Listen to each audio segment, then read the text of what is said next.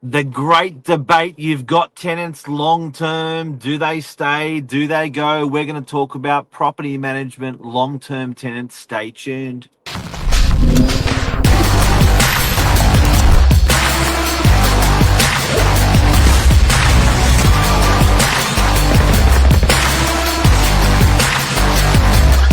I'm the ringleader, so listen up.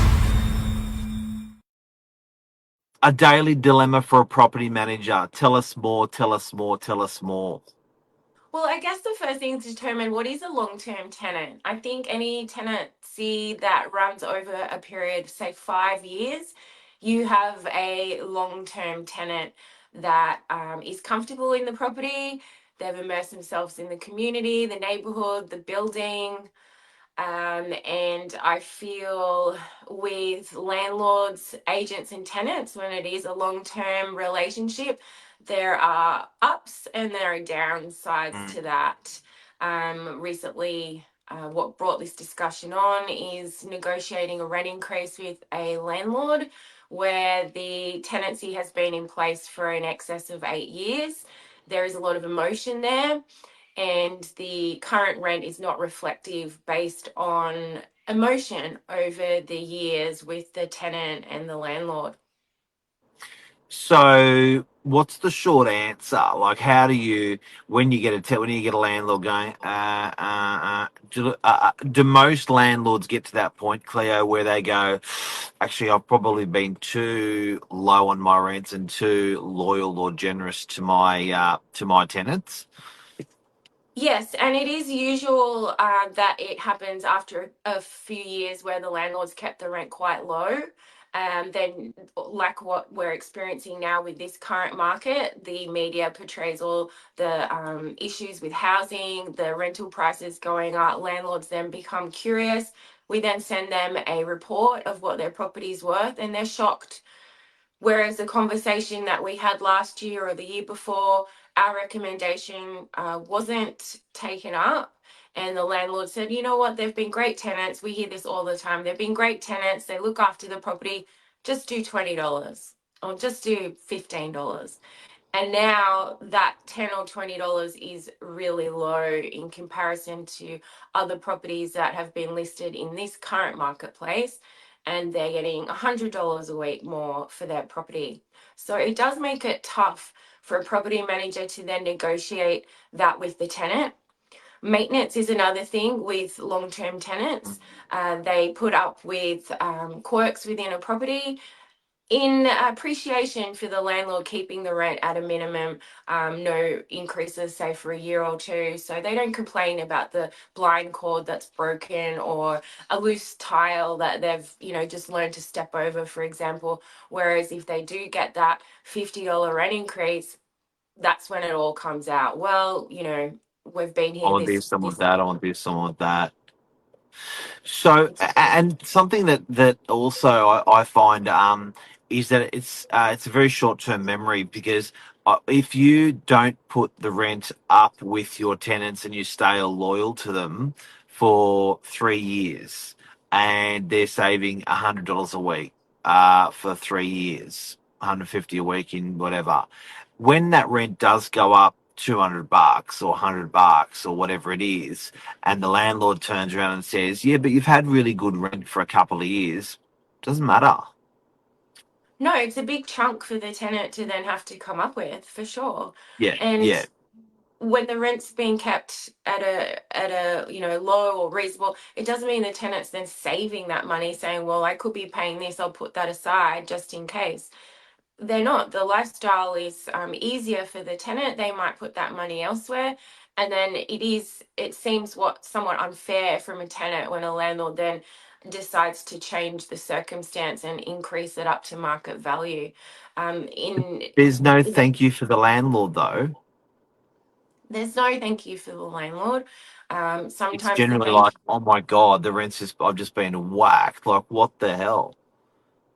It's true. It is that short-term memory. We did have a lot of tenants during COVID where the owners were very empathetic. They gave them grace periods of rent. They, didn't increase. You couldn't increase rents, but even the year after, we didn't get a lot Yeah. of rent increases. I think there was a period of 2 to 3 years with some of our properties we managed where landlords were empathetic. Tenants were getting back on their feet with employment. Some working from home. A lot of the landlords were empathetic. And then, yes, it is true and unfortunate that tenants do forget that there was that time. Not all. Some are very appreciative and they say, you know what, I knew this was coming. That's fine. I'm happy to stay on.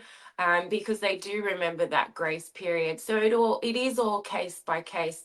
It's also interesting, the landlords that have owned property for a long time, they are the ones that are more emotional with their tenants. I feel like the baby boomer generation and the people that have a little bit of cushion do, reward tenants in a different way. But it is different for the first time investors when that bank is on your door.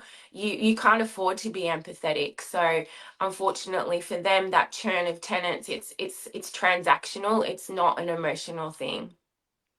So, who do you want to be? Cozy cash flow or hit the headache? Tenants, which ones do you want? If you're a landlord, If I was a You can't be Switzerland to say in between. To be fair though, if I had a really old house where, houses in particular, where there's a lot of maintenance things, I'll have the cozy tenant without the headache. I don't want to be replacing roofs and gutterings and piping and plumbing and all the quirky things that come with living in an older house. So in that retrospect, I would go the cozy tenant, the long-term tenant. Happy to, have that tenant. But yeah, no, if I was an investor in this current market, in a unit block and things like that, I would definitely go the headache and churn through those tenants. Don't hate me, tenants. Oh, it's a hard science. Look, I guess I love the word market value because that's the diplomatic approach for the tenants, for the landlords. It is what it is. It's got to be at market value, and it just is what it is. So I'm probably more so the headache. Like pushing those rents and creating headaches for myself. With tenants out there, but supplying a good standard of property. You saw me just didn't unnecessarily put air conditioning in one of my properties. I think it's just good to keep the standard above For average, sure. Beg your pardon? above average. Oh yeah, Do you know above what I mean? Like, average. Yeah. rather than, when you can see it fall before below average, you're like, nah, better paint it, better carpet it. So, message out there to landlords, I guess, would be, guys, keep your standards high. We look after your properties, maintain your properties, and bring those rents to market value.